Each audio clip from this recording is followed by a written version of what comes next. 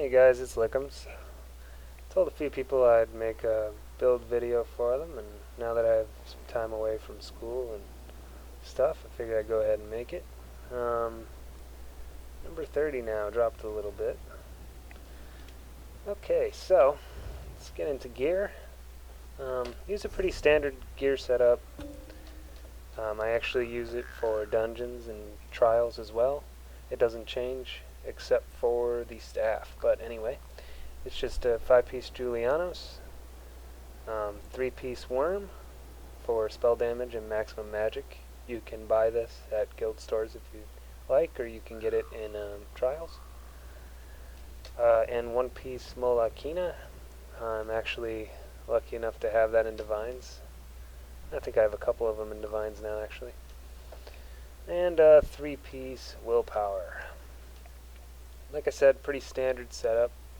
It gets my spell damage to 2867. I do take the Thief Mundus Stone, which puts my spell crit at 68.5%. And my max magic at 40.7, I think. Yes. 40.7 with the new Argonian racial passives. About time. Okay. And on the back bar, notice I drop off the Julianos falls off, and I use a Maelstrom Restoration Staff. If you don't have a Maelstrom Restoration Staff, don't worry about it. Just use a different Restoration Staff if you're going to follow this build. And it's not super important, it just helps a little bit with sustain.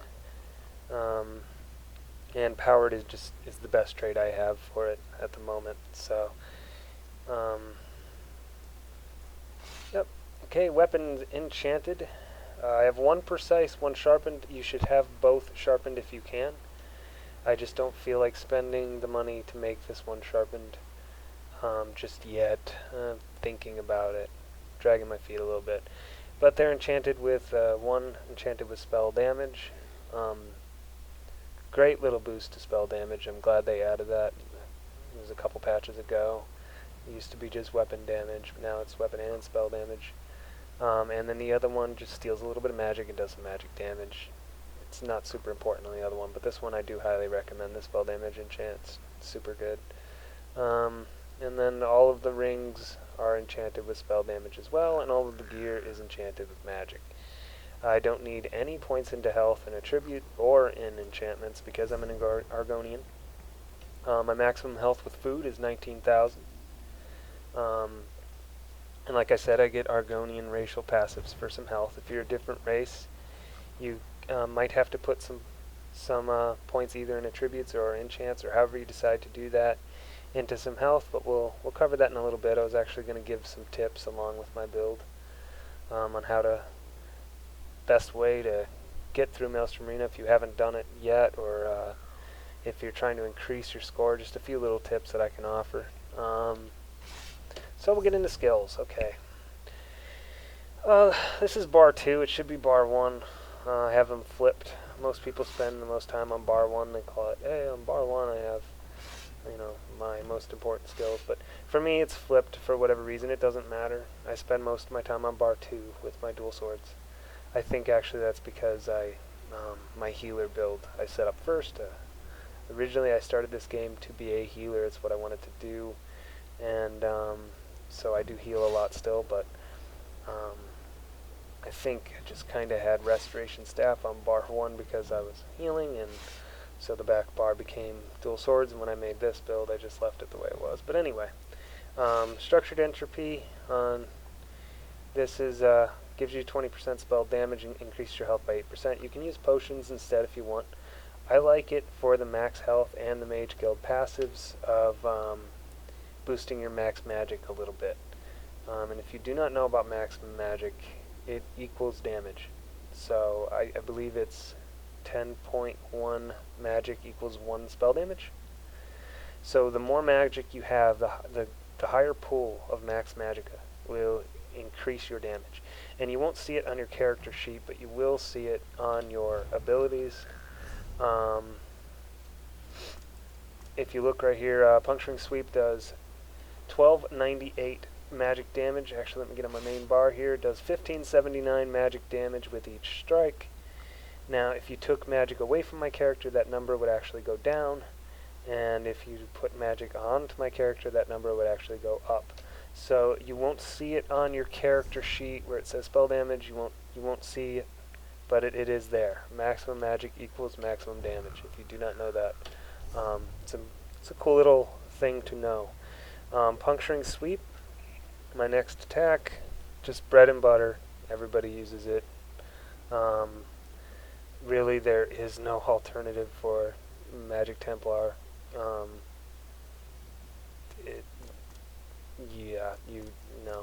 You couldn't use anything else really. It's gonna refund you 36% of the damage done. I think 36% is also including my racial passives. I am not sure, but racial passives I also receive 5% more, so because I'm an Argonian.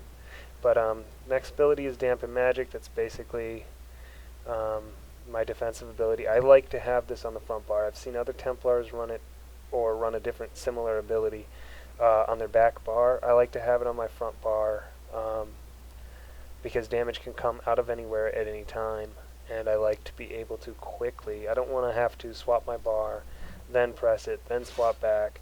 By that time, I might be dead. So I really like to have it right in the center. My oh crap button. It absorbs a nice amount of magic, a nice amount of damage. How you use this is you just you put it on. I animation cancel it. If you don't know how to animation cancel, or you're not very good at it, I recommend. I was going to tell you about this later, but I recommend watching some videos about it and learning it, because it will save you some time in Maelstrom Arena and save you from dying a lot. And it is not a hack or an exploit. You cannot get banned for it. ESO has embraced it. Blah, blah, blah, blah, blah. So I usually animation cancel it, so it's up like that, and then Puncturing Sweep to heal myself.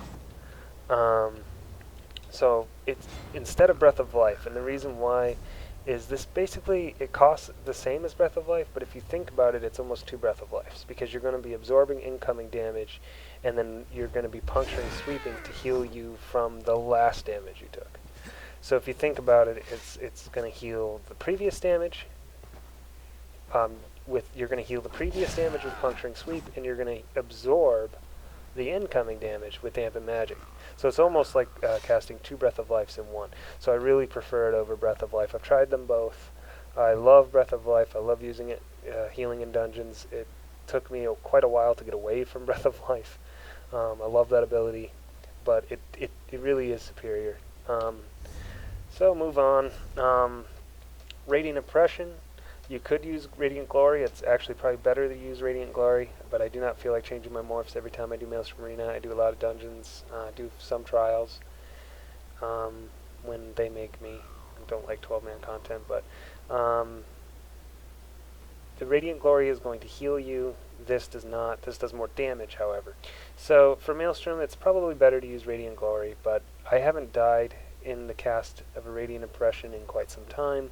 If you learn how to block cancel it, that means in the middle of the channel, say there's a bad guy right here and I'm casting Radiant Oppression at him, block. If I'm taking a lot of damage all of a sudden randomly from mob to my left, and I'm trying to execute boss and I get locked in the channel and I'm just taking too much damage, I can block cancel it, get out of the Radiant Oppression, and bring up Dampen Magic or Puncturing Sweep as quickly as I can. And so I don't typically die in a Radiant Oppression because of Radiant Oppression.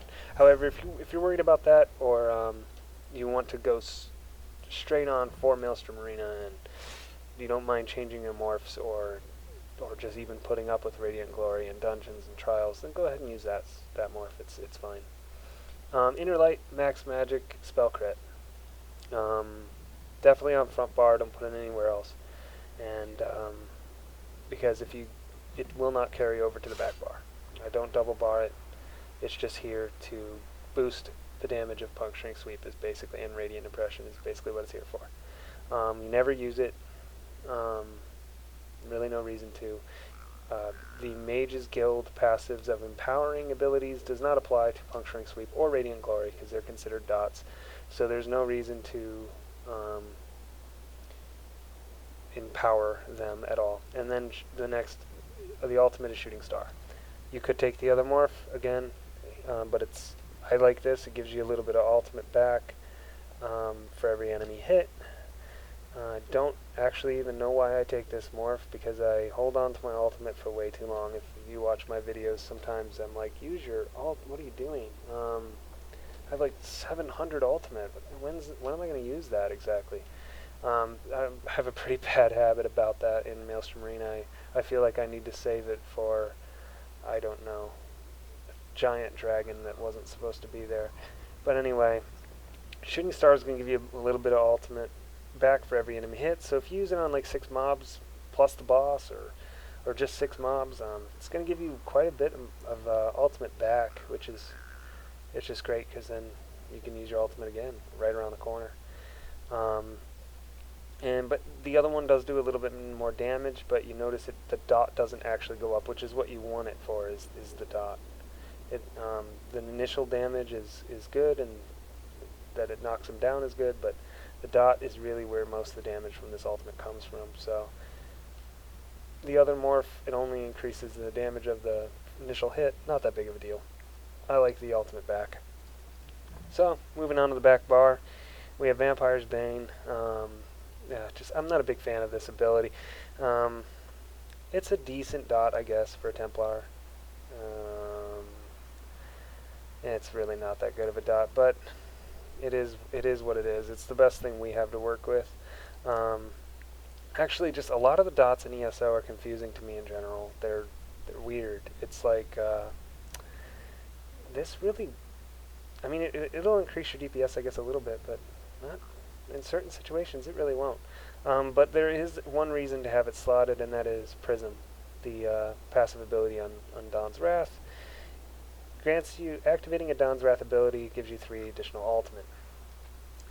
This can occur every 6 seconds. So if you use this every 6 seconds, it's going to help you get some ultimate back. And it is a ranged ability, which is nice, because we don't have any, if you notice, many anyway. So if you see a dot way off to the side, and you notice, and on the poison round, I use it on the poison exploders, whatever you call them, the ones that explode the mushrooms. I throw a Vampire's Bane on them just so that they can sit and toast in it and hopefully die while I'm wiping out the rest of the mobs.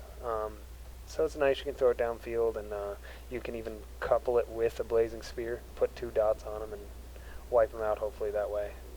And I also keep it up on bosses all the time, just to increase the DPS by a little bit, although I'm not even sure that it does increase the DPS only. In dungeons and trials, I do not use this ability. I use Purifying Light instead. To me, it's a little bit stronger. And then I use Trap Beast and a couple other skills, but I do not use this. Channel Focus. If you're not familiar with this skill, be familiar with it. It's going to give you a bunch of magic. It's basically where regen comes from a Templar. It's not as good as the Nightblade's regen and what is it called? Siphon attacks, but it's what we have. Increases our physical and spell resistance by 5,280, which effectively reduces the damage you take by 8%. But the problem with this ability is, the problem with the Templar class is that you have to stand in that circle. But remember that you get the buff that it gives you for 8 seconds after leaving it, which is nice. So you'll notice me put it down and just leave it immediately, because I just want it for that 8 seconds, and I know I'm going to reapply it again later in a bit. So don't feel like you have to stand in that little tiny circle that they give you. You can move around, and you can use it as a base even if you want to. And just kind of keep an eye on it where it is on the map and return to it for a second and leave, or however you want to do it. It's really cheap anyway. You can cast it over and over again. It doesn't matter.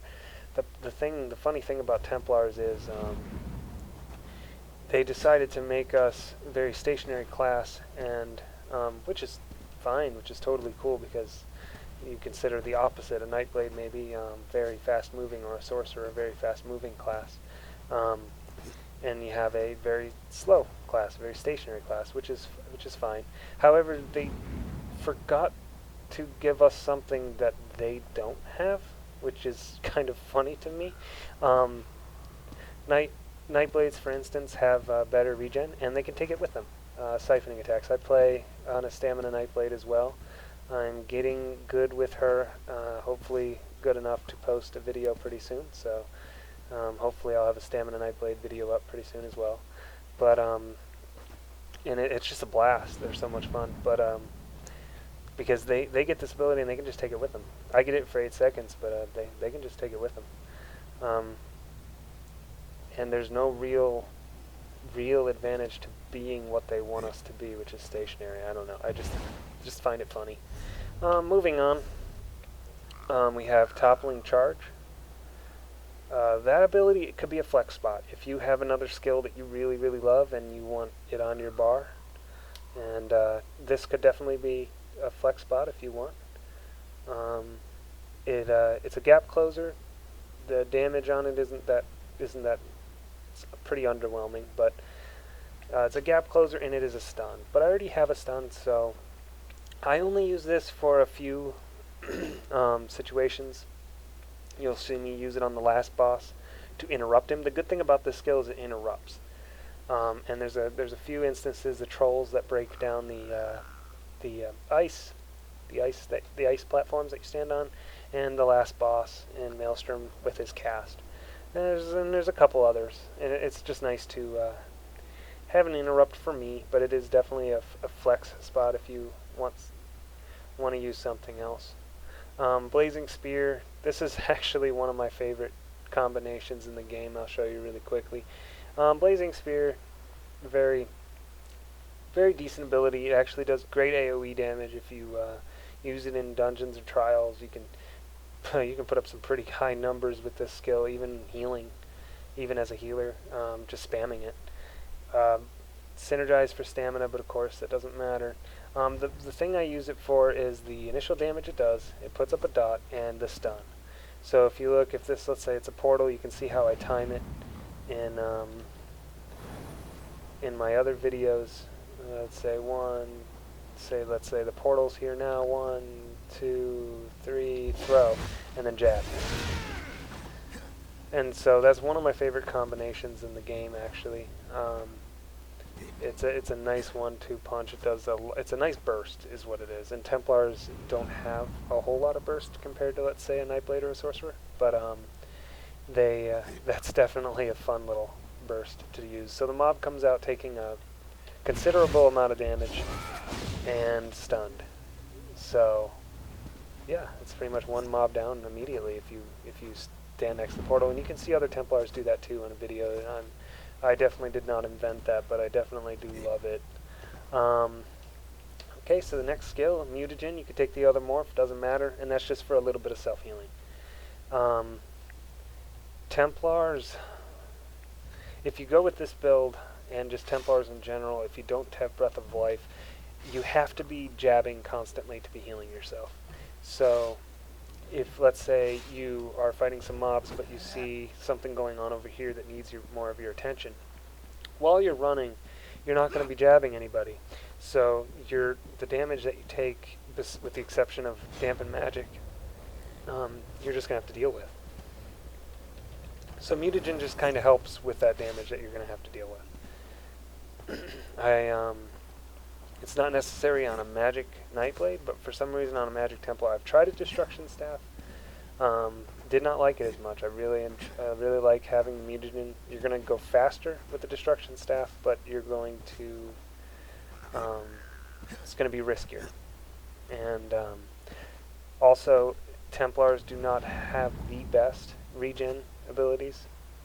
Well, if you notice, actually, we're just not the best at all. The highest people, let's see, the highest person has a 579 score, and if you notice, a Nightblade 586, Sorcerer 590, Dragonite 588, 579. So you can just tell we are not the best class at Maelstrom Arena, and regen is a big reason for that. So heavy attacks with the Restoration Staff, if you look in the Restoration passives, and coupled with channel focus and mutagen, if you have a restoration staff, helps with regen. So that's another reason why I choose resto staff over destro. And then the ultimate, I use Solar Prism. It's just a great ultimate. Reduces damage you take by 30% if you stand in the area, and it does a nice dot to everybody in the area. It keeps up actually with Meteor in damage somewhat, especially in dungeons where someone can activate the synergy. It actually will sometimes outdo a Meteor while providing a 30% damage reduction. So it's a great... I don't like to be... I have access to barrier, but I don't like to be overly defensive in Maelstrom Arena. The reason is you can stack defenses and health all day, but mobs are just going to keep coming out, and you are eventually going to get overwhelmed and die. So I like to have an ultimate on the bar that is offensive. And so this is a great little middle ground. It's offensive and defensive. It'll save you, definitely, save your life. 30% damage reduction is huge. And while killing the heck out of mobs, like, it does a decent amount of damage. So, and it says 4051 on the tooltip, but it would actually be different on my dual swords. You'd see it go up to 4930. So you see it's pretty strong. It's not bad at all. So that's bar 2. Let's get into champion points really quickly, because that's boring. And so we can move on here. Alright, champion points, let's see here. In the Apprentice in the blue tree, I put 100 in Elemental Expert, just increases your magic damage. 16 in the Elfborn, we're not a crit class, so I don't put a whole lot in that. Blessed, 1 point just for survivability reasons. And of course that unlocks spell crit rating by 12%. If you don't have as many, I am champion point capped. If you don't have as many champion points as me, don't worry, you can do Maelstrom Arena. People have done it with 0 champion points. Just try to do it proportionately, the way I do it. If you're going to use this build, try to use less in each, but the same proportion, if that makes sense. Like 90, 10, 1, and 40, if that makes sense, if you have fewer champion points. So anyway, 100 in Elemental Expert, magic damage by 25%, not a crit class, 16 in Elfborn, 1 in Blessed. We're going to go 60 in Thaumaturge, increasing the damage of your damage over time effects. That's huge for Templar because we are a dot class. Channel Focus, Puncturing Sweep is considered a dot, and so is Radiant Oppression. I know it's weird, they're channels, but they are considered by ESO logic a dot. So you can actually double buff Puncturing Sweep and Radiant Oppression through Elemental Expert, 25%, and Thaumaturge, 17.5%. And effectively buff them both with two different champion points. So it's nice. You can get Puncturing Sweep to hit pretty hard. Not as good as a Stamina Nightblade, but it hits pretty hard. Moving on into the red tree, we put 62 in a Hardy, 75 in Elemental Defender. I put a little bit more in Elemental Defender because magic damage is just slightly harder to avoid than physical damage. Physical damage, it's not that there isn't that much of it, it's just that it's easier to avoid. Usually you can see it coming, an uppercut, heavy attack, you can block it, you can dodge roll it, you see it coming. Elemental damage a lot of times just kind of hits you, and you don't even know where it came from. Thick-skinned, I put 31 points in there. There are a lot of dots in Maelstrom Arena, a lot, so that helps reduce that. I do put 5 points into Quick Recovery. Don't have to. This is actually just to try it. With the new Argonian passes, we get 5% healing received, so I figured what if I put a few more in even. Bastion, that just increases the damage absorption of my Harness Magicka, or the other one, what is it called again? The shield that I have. It just absorbs a little bit more damage. This actually you can lose. In fact, I would lose it. I would take 4 out of there. I'm not willing to spend the 3,000 gold to do it, but I would take 4 out of there and put it in these two. Moving on, here's another place I made a mistake. You should put 100 points in Magician and the rest in Arcanist. I actually had this champion point set up before my friend did the math on it, and reducing the magic cost is definitely better than magic recovery, especially if you do not have any magic recovery to begin with. You notice none of my gear has magic recovery. My class doesn't get, my race doesn't get any magic recovery. So reducing the cost is definitely superior to magic recovery. So these need to be flipped. I have a few more points in that, but whatever. It's not a huge deal. I don't want to change it right now, so I won't. Yep, so that's champion points. Get that out of the way. So, let's just talk about a few things that'll help you get through Maelstrom Arena outside of gear and build-wise. First thing I want to talk about is health.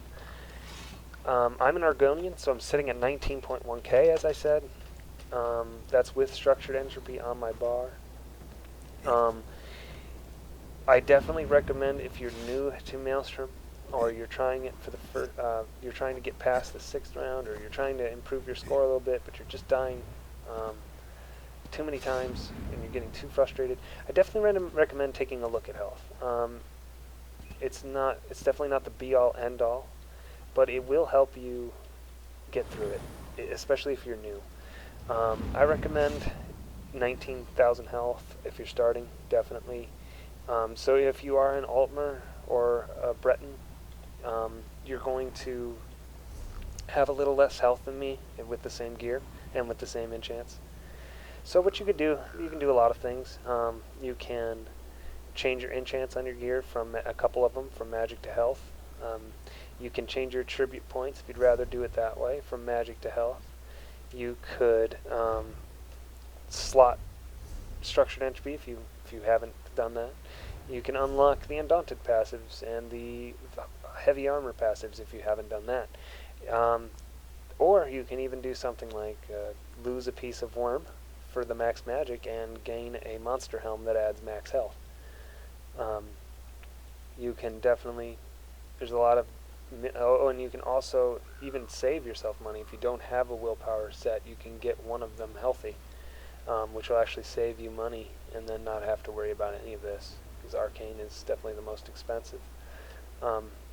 Just to buff up your health, boost up your health a little bit. You can get through Maelstrom with 16,000 health, and if you watch other videos, people do it.